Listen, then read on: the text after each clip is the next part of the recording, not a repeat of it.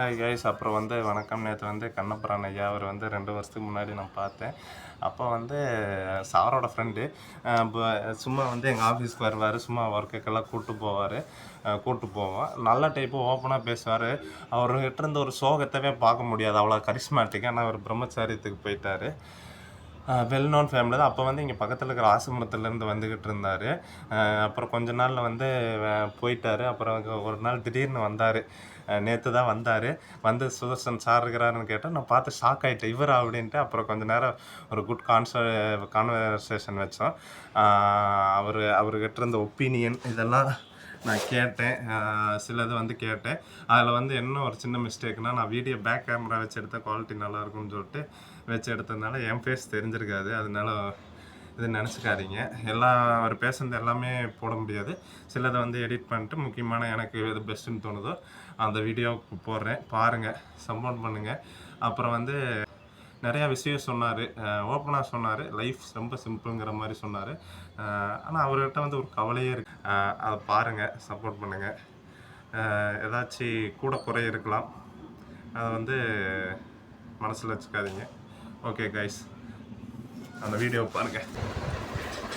Hi guys, welcome to the Selvan show. இன்றைக்கி முக்கியமான ஒரு நம்பரை நம்ம மீட் பண்ண போகிறோம். இவர் பேர் பார்த்தீங்கன்னா, எனக்கு எப்படின்னா, நாங்கள் ஒர்க் பண்ணுறப்போ தான் மீட் பண்ணோம் ஐயாவை. ரொம்ப நாலேஜ்ஃபுல்லாக பேசுவார். இவர் ஒரு ஐயானே வச்சுக்கலாங்கன்னு. கண்ணபுரான் ஐயா இவர் பேர். ஐயா வணக்கம். வணக்கம் ஐயா. நம்ம மீட் பண்ணது ஒரு 2 வருஷத்துக்கு முன்னாடி மீட் பண்ணியிருப்போம் இல்லைங்களா? மீட் பண்ணியிருப்போம். நீங்கள் பிரம்மச்சாரியம் அந்த இதில் அது எக்ஸாக்டாக நான் சொல்ல தெரியல, நீங்களே சொல்லிடுங்க. பிரம்மச்சாரியம்னா என்ன? நீங்கள் ஏன் கல்யாணம் பண்ணிக்கல? எது மூலிமா ஆன்மீகத்தில் போயிட்டீங்க இல்லைங்களா? எப்படி போனீங்க? எதனால போனீங்க? நம்ம பார்த்தீங்கன்னா பிராமண லைஃப். ஓகேங்க சார். அது பிராமணன் எல்லாருமே கல்யாணம் பண்ணிக்கிறவா, வேதங்கள் படிப்பா, எல்லாம் இது பண்ணிக்கிடுவான், எல்லாம் செய்வா, வைப்பா, இது பண்ணுவான். நம்ம குருகுலத்தில் படித்ததுனால பார்த்தீங்கன்னா சின்ன வயசுலேருந்து ஆச்சாரத்துலேயே அப்படியே மடியிலே வாழ்ந்ததுனால சரி இறைவனுக்காக வாழ்ந்துடலாம் அப்படின்ட்டு, கடவுள் சிவனுக்காக அவனே உயிர் கொடுத்தான். அவனுக்காகவே வேதங்கள் ரிக்கேஜு சாம அதர்வனம் நல்லா ஒரு பணத்துக்காகவோ மற்றபடி சுயத்துக்காகவோ மற்றபடி மக்களுக்காக ஏமாத்துறதுக்காகவோ இது அந்த வேதங்கள் சொல்லக்கூடாது. இறைவனுக்காக மக்களுக்காக சொல்லும்போது மக்கள் சந்தோஷப்பட்டு அவங்களுக்கு ப்ளஸ்ஸு ஆசீர்வாதம் கிடைக்கும். நம்மளுடைய ஆத்மா சரீரம் எப்பயுமே நல்லா இருக்கும் அப்படின்ற ஒரு எண்ணங்கள் தான் கடவுளாக எனக்கு சின்ன வயசுலேருந்து கொடுக்கப்பட்டது. நீங்களா இந்த வயசுல அப்படி மாறினீங்களா, இல்ல இருந்தே சின்ன வயசுல இருந்தே? இல்ல, அந்த எண்ணங்கள் இல்ல, சின்ன வயசுல இருந்து பாத்தீங்கன்னா குருகுலத்துல வேதங்கள் படிக்கும் போது எண்ணங்கள் இதாயிடுச்சு. அதனால சரி நம்ம பவித்திரமான ஜீவன் இருக்கணும் எல்லாம். ஏன்னா இந்த பவித்திரமான ஆன்மீகத்துல இது வரைக்கும் உலகத்துல வேர்ல்டு லெவலில் யாருமே பார்த்திங்கன்னா முழுமை அடைஞ்சது கிடையாது. சம்பூர்ண பக்தி, சம்பூர்ண நிர்விகாரி, நிராங்காரி, நிராகாரி, மன்மனாபவம், மத்தியாஜி பவன்ட்டு இது வரைக்கும் யாருமே முழுமை அடைஞ்சது கிடையாது. உண்மையான சிவனுக்காக தொண்டன் யாருமே கிடையாது. அல்பகால பக்தி, வேண்டுதல் பக்தி தான். பணம் வேணும், புள்ள கல்யாணம் நடக்கணும், அது கிடைக்கணும், ஏதோ மக்கள் கோயிலுக்கு போறாங்க, ரிஷிகளுக்கு போறாங்க, சாதுகிட்ட போறாங்க, ஆசிரமம் போறாங்க, வேண்டுதல் இல்ல அங்க போய் என்னுடைய பிரச்சனைக்கு கொஞ்சம் ரிலாக்ஸ் கிடைக்குமா அப்படின்ட்டு தான் போறாங்க ஒழிய முழுமையான பக்தி யாருமே நவபக்தி ஏதாச்சும் ஒண்ணு வேணும், எனக்கு இவ்வளவு கஷ்டமா இருக்கு அப்படின்னு ஒரு வேண்டுதலோட ஒரு எதிர்பார்ப்போட தானே போறாங்க எல்லாருமே. அதே மாட்டம் உலகத்துல ரிஷிகள், மகான்கள், முனிகள், பிராமணன் சரி, ஆசிரமம் சரி, எல்லாருமே அவனுடைய சுயத்துக்காகத்தான் யூஸ் பண்ணிக்கிறான். ஒரு 10 பேரை சன்னியாசி ஆக்கிட்டு அவனுக்கு 10 பேருக்கு சோற போட்டு அதை ஒரு 10 பேருக்கு காமிச்சு அவங்களுக்கு ஏதோ பண்ணிட்டு இது அல்பகால சுகம். யாருமே வந்து இறைவனுக்காக பக்தி பண்ணது கிடையாது. நான் இந்த மாதிரி நான் சொல்லி யாருமே சொல்லி கேள்விப்பட்டது. அவங்கள டெவலப் பண்ணிக்கிறதுக்காக சொல்றாங்க. ஆனா இறைவனம் வந்து இறைவனுக்காக, இறைவனுடைய சத்தியமான வழியை இதுவரைக்கும் எந்த ஒரு ரிஷி மகான்களும் எந்த ஒரு தேவதைகளுமே வழி காமிக்க கிடையாது. ரொம்ப கஷ்டம் அது. அது என்னன்னா இன்னைக்கு பாத்தீங்கன்னா உலகத்துல நடக்குது. ஆனா இறைவன் அவங்களுக்கு தண்டனை கொடுத்தாலும் அதை அவன் வந்து ஏத்துக்கிட்டாலும் அதை உணர்றது கிடையாது. அந்த மாதிரி வந்து இன்னொன்னுன்னா ஐயா வந்து எல்லாமே ஓப்பனா பேசுறாரு. ஒளிந்து மறந்து வந்து பேச மாட்டாரு. அப்படிதான் எல்லாமே ஓப்பன் தான். நான் முதலிருந்து நான் இப்போ வந்த புதுசுல இருந்து பேசிருக்கிறேன். எல்லாமே ஓப்பனாக பேசிடுவார். அதே மாதிரிங்க சின்ன பசங்க இப்போ வந்து நிறையா டிஸ்ட்ராக்ஷன் வந்துருச்சு. நீங்கள் வந்து இந்த லைஃப்பில் இருக்கிறீங்க, நிறையா படிச்சிருக்கிறீங்க, நிறையா மனதை கட்டுப்படுத்தி வச்சுருக்கிறீங்க. இது வரைக்கும் நீங்கள் மேரேஜ் பண்ணதில்லை, எதுவுமே நீங்கள் அந்த கதையெல்லாம் எனக்கு சொல்லியிருக்கிறீங்க. மேரேஜ் பண்ணதில்லை. அந்த டிஸ்ட்ராக்ஷன் வந்து இப்போ என்னால் உட்காந்தோம் சின்ன பையனை கஷ்டப்பட்டு தான் படிக்கணும், படிடா அப்படின்னு சொன்னால் இப்போ வந்து மனம் போன போக்கில் இப்போ போயிடுதில்ல. வேலைக்கு போகிறோம், மற்ற ஃப்ரீ டைமில் மொபைல் பார்க்கலாம், இந்த படம் பார்க்கலாம், அந்த படம் பார்க்கலாம் அப்படின்னு தான் மைண்டு வந்து அலைப்பாஞ்சிக்கிட்டே இருக்கு. அதுக்கு ஒரு ஆப்ஷன் சொல்லுங்க.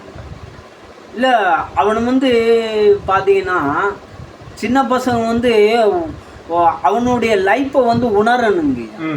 அவன் வந்து அம்மா அப்பா வசதிகள், காரு பங்களா, எவ்வளவுதான் சொத்துக்கள், எவ்வளவுதான் ஏழைகள் இருந்தால் கூட அவன் வந்து இப்போ வந்து பார்த்தீங்கன்னா உலகத்திலே வந்து பார்த்தீங்கன்னா டாக்டர் அம்பேத்கர் ரொம்ப ஏழை.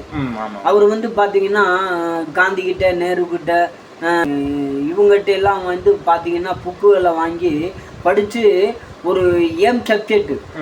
அதே மாதிரி பார்த்தீங்கன்னா பரமக்குடியில் பிறந்த அப்துல் கலாம் வந்து கேரளா போனார். அங்கே வந்து குருவுக்கிட்ட எல்லாமே இது பண்ணார். குரு வந்து அவரை எப்படி இது பண்ணணும், இதுல ஒரு விஞ்ஞானியில நீ ஒரு ஏம் சப்ஜெக்ட், வாழ்க்கையில ஒரு வெற்றியுடைய நடைபாதையில குறிக்கோள். இப்ப வந்து பாத்தீங்கன்னா அந்த ஒரு சாமான் இருக்கு, அதை வந்து நம்ம வந்து இத வந்து எடுத்துட்டு போனா தான் அதை வெற்றி அடைய முடியும். இப்போ வந்து ஒரு கோயிலுக்கே போறோம், அந்த பாதையில போனா தான் அந்த கோயிலை அடைய முடியும். காட்டுக்குள்ள போயிட்டு அங்க காட்டுக்குள்ள போயிட்டு அங்க போயிட்டு இங்க போயிட்டு முன்னு சும்மா புத்தி போன போக்குல போனோம்னா அந்த இடத்துக்கு போக முடியாது. தெரிஞ்சுக்கணும், அந்த பாதையிலேயே நம்ம வந்து போகணும். அது மட்டும் பாத்தீங்கன்னா அவங்க எல்லாம் வந்து ஒரு இப்ப வாழ்க்கையில விவேகானந்தா இருந்தாரு. நான் வாழ்க்கையில வந்து இது ஒரு உலகத்தையே கடக்கணும், வாழ்க்கை என்பது உலகத்தையே கடக்கணும் அப்படின்னாரு. அதனால வந்து பாத்தீங்கன்னா கல்கத்தால பிறந்தாரு, லாஸ்ட் பார்டர் கன்னியாகுமரிக்கு வந்தாரு. சமுத்திரம் என்பது 3 பங்கு, உலக லெவல்ல பெரிய பாகம், நிலம் ஒரு பாகம், 3 கடல். கடலை இதுவரைக்கும் முழுமையா யாருமே கண்டுபிடிச்சது கிடையாது. சும்மா ஒரு குறிப்பிட்ட விஞ்ஞானி, சயின்ஸு, மெடிக்கலு, கப்பல் இதெல்லாம் வந்து ஒரு குறிப்பிட்ட தூரம் தான் சேஞ்ச் பண்ண முடியும். பார்த்தீங்கன்னா அந்த கடலில் வந்து அவர் என்ன பண்ணார், இங்கேருந்து நம்ம அங்கிட்டு போக முடியும் அப்படின்ற ஒரு மனதுடைய தைரியம், தன்னம்பிக்கை, திட நம்பிக்கை, அந்த மாதிரி வந்துட்டு எல்லா குழந்தைகளுக்கும் அவனுக்கு ஒரு இது பண்ணணும். இல்லை அவன் இதில் ஒன்றும் தப்பு கிடையாது. ஒரு சில டென்ஷன் ஃபீலிங்க்கு ஒரு சீரியட்டு சாப்பிட்றாங்க. அது வந்து அந்த காலத்தில் வந்துட்டு பார்த்தீங்கன்னா மதுபானம், சோமரசம் எல்லா தேவதையும் சாப்பிட்ருக்காங்க.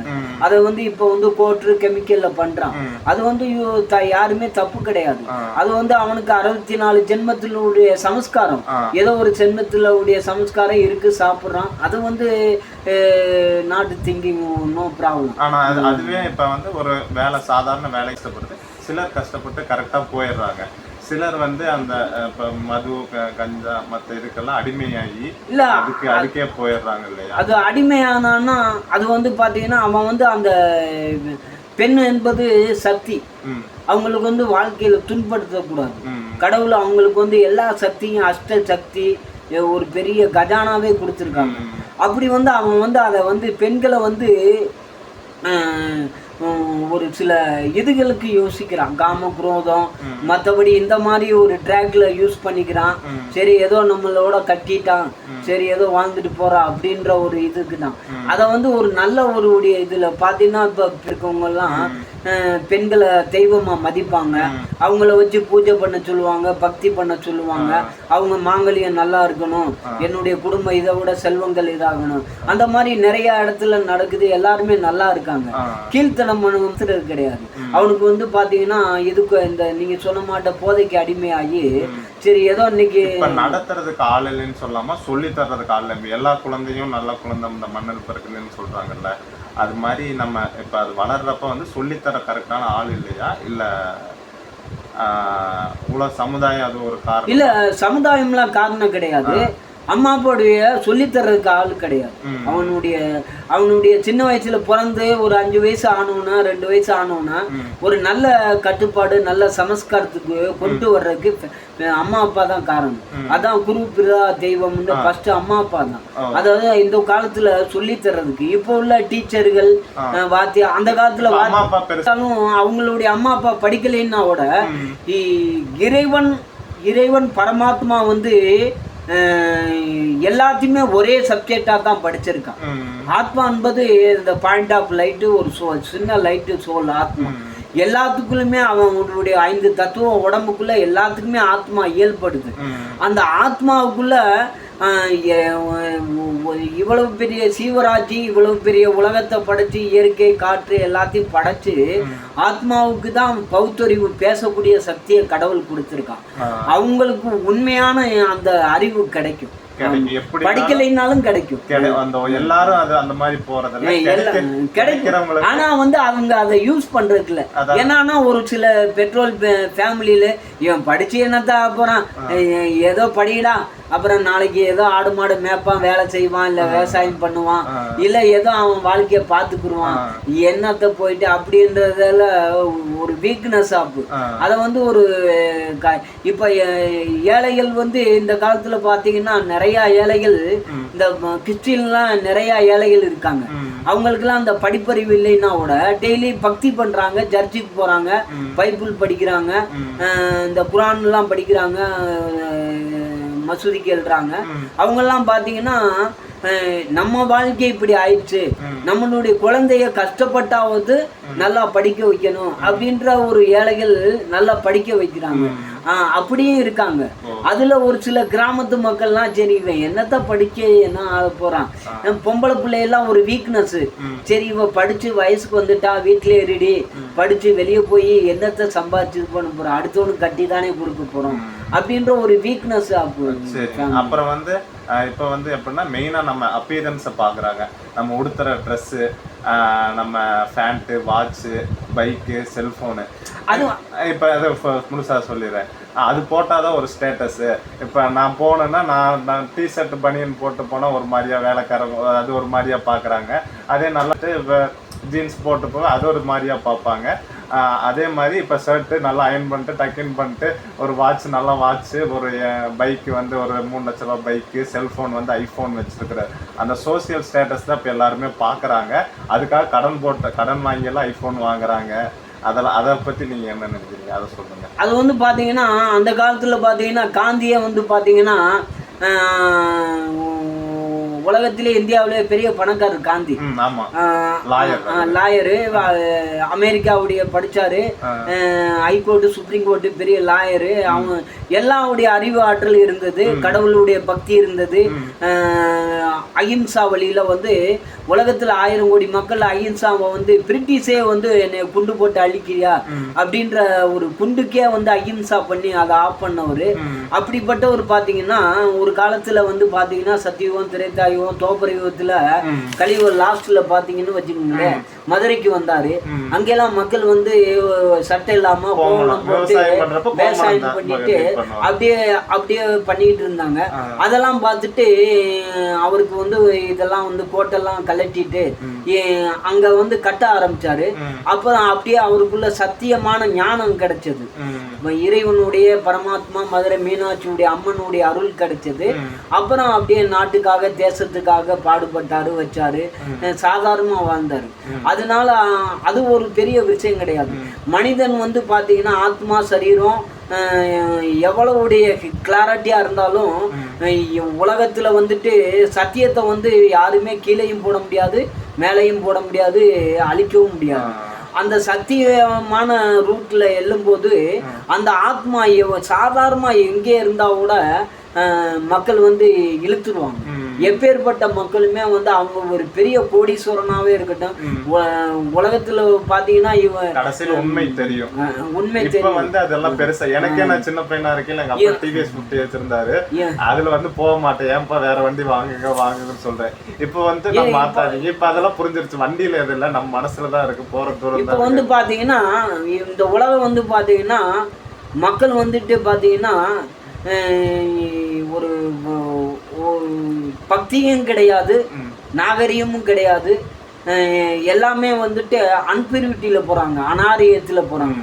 எல்லாம் வந்துட்டு காசே இல்லைன்னாலும் யார்கிட்டயாச்சும் கடன் வாங்கணும், எங்கேயாச்சும் கொள்ளையடிக்கணும், இல்லை யாரையாச்சும் ஏமாற்றணும், அதை கட்டளைன்னா செத்து ட்வீட் பண்றது, அந்த மாதிரி 100,000 மக்கள் 1000 பேர் நிறைய நடந்துகிட்டு இருக்கு பெரிய பெரிய சிட்டில எல்லாம். அது அல்ப காலத்துல கொஞ்சம் வாழ்றதுக்கோசரம் நிறைய செய்யறாங்க. அந்த மாதிரி இப்போ வந்து பாத்தீங்கன்னா அந்த நிறைய சாஃப்ட்வேர் அது இது நிறைய அவருடைய இதெல்லாம் ஆச்சு. அந்த மாதிரி இது பண்ணும்போது மனுஷனுக்கு வந்து பாத்தீங்கன்னா ஈகோ ஆயிடுச்சு. பெண்கள் வந்து மோகத்தில் அதிகமாயிட்டாங்க. அவங்க வந்து என்ன பண்றாங்க, இவன் வந்து சாதாரணமா இருந்தான்னா இவன்கிட்ட பணம் காசு இருக்காது, இவனை நம்ம வந்து கல்யாணம் பண்ணிக்கிட்டா கூட, இல்லை இவனை லவ் பண்ணா கூட, இவனை வந்து ஃப்ரெண்ட்ஷிப்பா வச்சுக்கிட்டா கூட நம்மளுக்கு எப்படி செலவு பண்ணுவான் அப்படின்ற ஒரு தாட் ஆஃப் த பவர் எண்ணங்கள். அதே மாதிரி வந்து இந்த பைக் வச்சிருந்தா இந்த பைக் வாங்கினாதான் ஒரு கெத்து. அதே மாதிரி பசங்க வந்து பாத்தீங்கன்னா 170% பைக்கு வாங்கிறான் லோன்ல. இன்னைக்கு 1000 போலீஸ் ஸ்டேஷன்ல பாத்தீங்கன்னா 1000 பைக்கு அங்கதான் கிடக்குது. ஆமா, மறுபடியும் லோன் கட்டலைன்னா அவன் எடுத்துட்டு போயிடுறான். அந்த மாதிரி அப்புறம் என்னடா இத்தனை நாள் ஏமாத்திட்டு இருந்தியா, பைக்கில் என்னாச்சு மறுபடியும் பஸ்ஸில் வர்றிய, அந்த மாதிரி இல்லை பைக்கு ரிப்பேர் ஆச்சு, இல்லை வீட்டில் அப்பா எடுத்துகிட்டு போகக்கூடாது, ஏதோ ஒரு வாத்துவோம் சாத்துவோம், டைம் சரியில்லை, அது சரியில்லை, இது சரியில்லை அப்படின்னு நிப்பாட்டிடுறோம். அந்த மாதிரி இதாயிடுச்சு, அவ்வளோ அந்த மாதிரி இதாயிடுச்சு, பத்தில் இது பண்ணிட்டான். அந்த மாதிரி மனுஷனுக்கு ஆசைகள் வந்து கடவுளே வந்து நின்று கொடுத்தாவோட அது பூர்த்தி பண்ண முடியும். ஓகேங்க.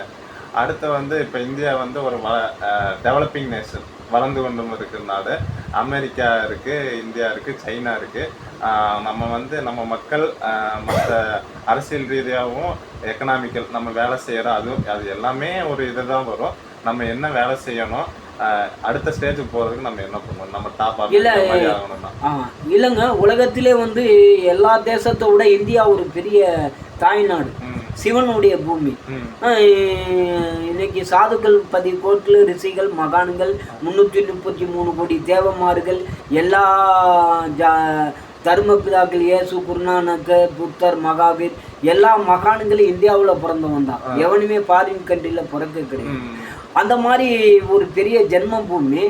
ஆனால் வந்து மனிதனால வந்து தேசத்தில் அதை பூர்த்தி பண்ணுறதுக்கு மனிதனால தடங்கள், ஒரு சில தடங்கள் தான் இருக்குது.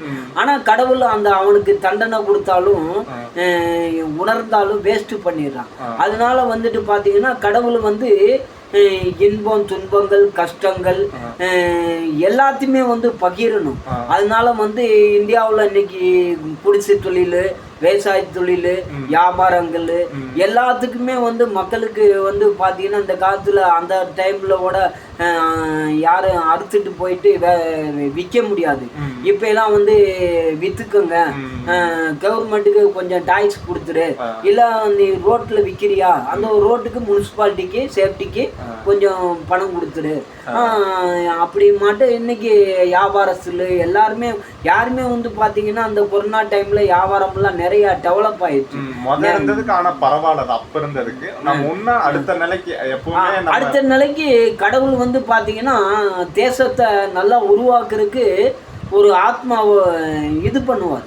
ஆமா எல்லாத்துக்குமே ஒரு சான்ஸ் கொடுப்பாரு.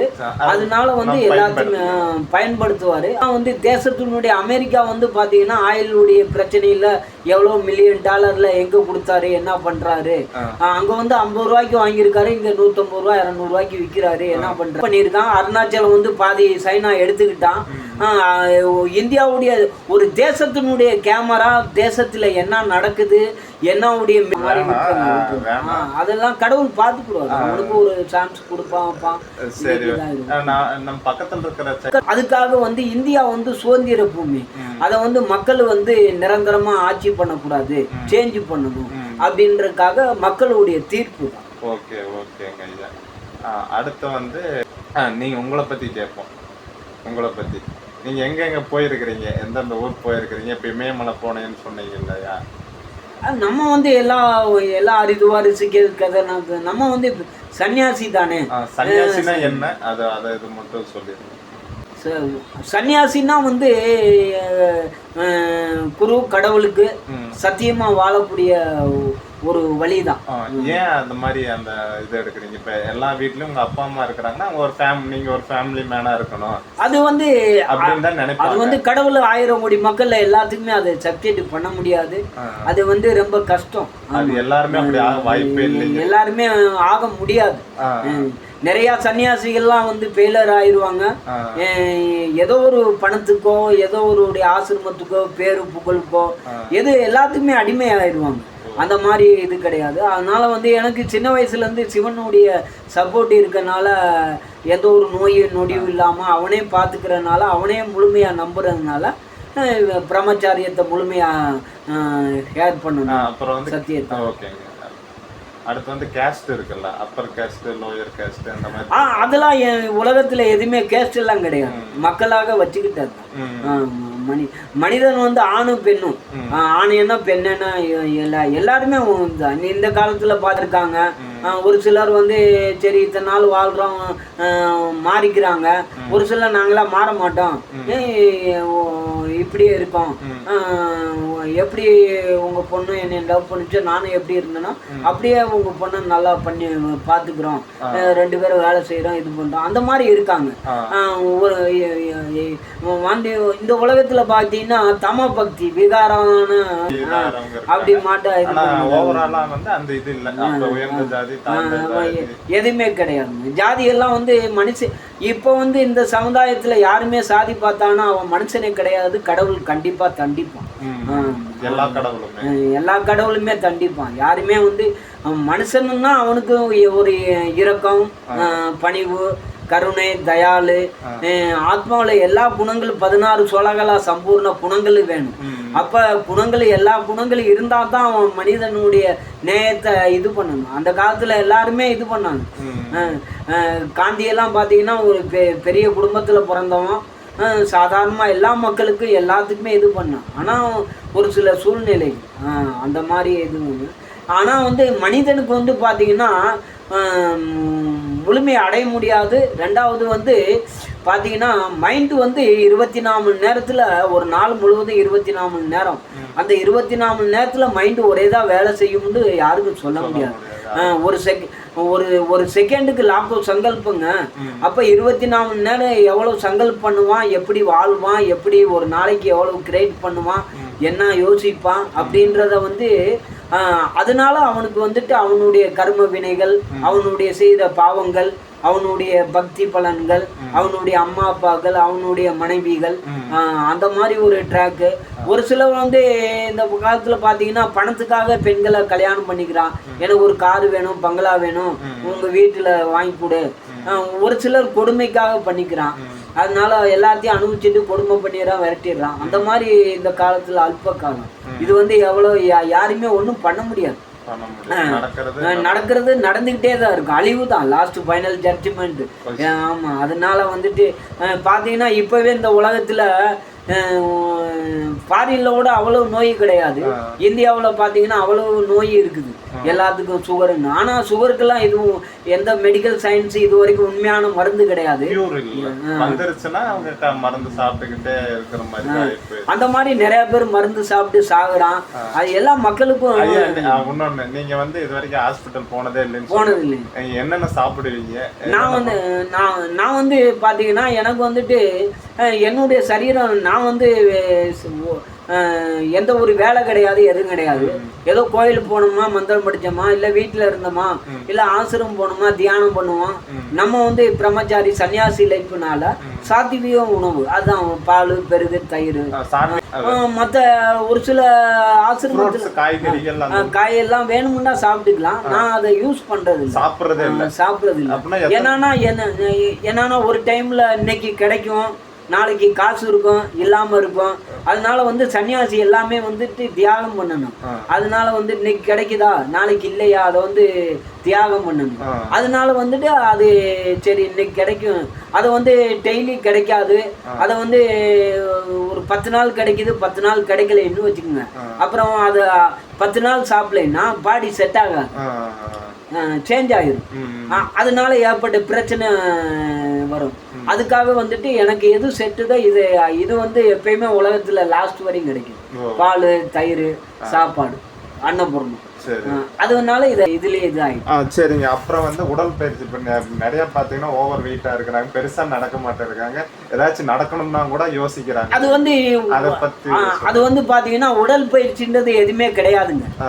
உடற்பயிற்சின்றது இப்ப ராணுவத்துல இருக்காங்க, அவங்களுக்கு வந்து சோம்பேறி ஆயிடுவாங்க அப்படின்ற மாதிரி. அந்த காலத்துல வந்து பாத்தீங்கன்னா 2 வருஷம் ட்ரைனிங்கு, அவனுக்கு வந்து இந்த ட்ரைனிங் எடுத்தா தான் ஒரு சுறுசுறுப்பு, அவன் வந்து எல்லா பாடல எப்பயுமே ஹேண்ட் ஓவராக இருப்பாங்க அப்படின்னா அது ஒரு அவங்களுடைய மிலிட்ரியுடைய கேம்புக்கு அதோடைய சப்ஜெக்ட் அவங்க வச்சுக்கிட்டாங்க.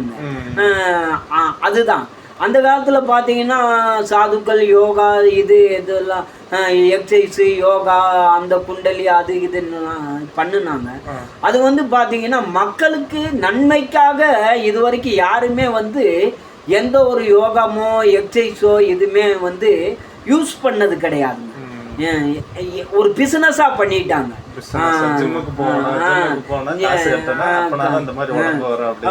அப்படி கிடையாதுங்க. அந்த காலத்துலாம் பாத்தீங்கன்னா ராஜராஜ சோழர் காலத்துல எல்லாம் எந்த ஒரு சிம்மு கிடையாது, எதுவும் கிடையாது. மக்கள் வந்து ஆரோக்கியமா வெந்து போன சாப்பாடு, இயற்கையான காய்கறி இதுகள் அந்த மாதிரி சாப்பிட்டு அவங்கெல்லாம் பார்த்தீங்கன்னா ஒரு பாறையே தூக்கி பீமன் மாட்ட இருந்தாங்க. அந்த காலத்தில் சிம்மு கிடையாது, சும்மா வேலை செய்வாங்க, வீட்டில் படுத்துருவாங்க, சும்மா அந்த வேலையெல்லாம் கம்மியாச்சு இல்லைங்களா, மிஷின் வந்துருச்சு எல்லாத்துக்குமே. அதனால மக்கள் வந்து இந்த உடல் உழைப்பு வந்து எக்ஸசைஸ் பண்ணணுமா ஒரு முறையா நினைக்கிறாங்க இல்லைங்களா? இல்லைங்க, எக்ஸசைஸ் பண்ணாலும் அவங்களால வந்து இப்போ 10 நாள் பண்ணுறான், 2 நாள் பண்ணுறான், 5ஆவது நாள் போக முடியாதுங்க. அந்த கேப்பில் பாடி இப்போ எக்ஸசைஸ் பண்ணிட்டு ஒரு 4 பரோட்டா சாப்பிட்றான், அது டைஜஷன் பவர் ஆயிருதுங்க. அதே மாட்டை எக்ஸசைஸ் பண்ணாமல் 4 பரோட்டா சாப்பிட்டா அந்த 2 நாள் 1 நாளைக்குள்ள அது கேஸ் ப்ராப்ளம், அது ப்ராப்ளம் அப்படியே தாங்க. இப்போ நீங்கள் சொன்னீங்க இல்லைங்களா, 5 நாள் போகிறாங்க, 6ஆவது நாள் போகல. அது எல்லா விஷயமே இப்போ அந்த மாதிரி ஒரு விஷயத்தை தொடர்ச்சியாக பண்ணணும்னா நீங்கள் ஹேபிட்டாக இருக்கிறீங்களா, டெய்லியும் கோயில் போவீங்க, டெய்லி யோகா பண்ணுவீங்க, அந்த ஒரு விஷயம் வந்து கரெக்டான பாதையில் போகணும் அப்படின்ட்டு அதை எப்படி பண்ணுறது, அதை விடாமல்? அது இப்போ வந்து பார்த்தீங்கன்னா இப்போ படித்து முடிச்சுட்டு வேலைக்கு ஆஃபீஸ்க்கு போகிறான். அவனுக்கு வந்து பார்த்தீங்கன்னா டெய்லி ஆஃபீஸ் போய் ஆகணும். அப்போ தான் நம்மளுக்கு இப்போ ஒரு காலேஜ் இருக்குங்க, காலேஜில் படிக்க போகிறவன் வருஷம் 365 நாள் என்ட்ரி போட்டால் தான் அவனுக்கு நல்ல பார்க்கு கிடைக்கும், நல்ல ஸ்டூடெண்ட்ஸுன்னு, நல்ல ஒரு குவாலிட்டி, நல்ல ஆத்மா, நல்ல மாணவி மாணவன் அப்படின்ற பேர் கிடைக்குங்க. அதே மாட்ட அவ டெய்லி போகலைன்னா 10 நாள் போயிட்டு 1 மாதம் வீட்டில் பிரச்சனை, எனக்கு உடம்பு சரியில்லைன்னா 2வது குவாலிட்டி தாங்க. அது வந்து கடவுளோ இல்லை மற்றவங்களோ குறை கிடையாதுங்க, அவ செய்த வீக்னஸ்ங்க. அதே மாட்டம் வந்து யார் எந்த வழியில் போகிறாங்களோ அந்த வழி டெய்லி நடக்கணுங்க.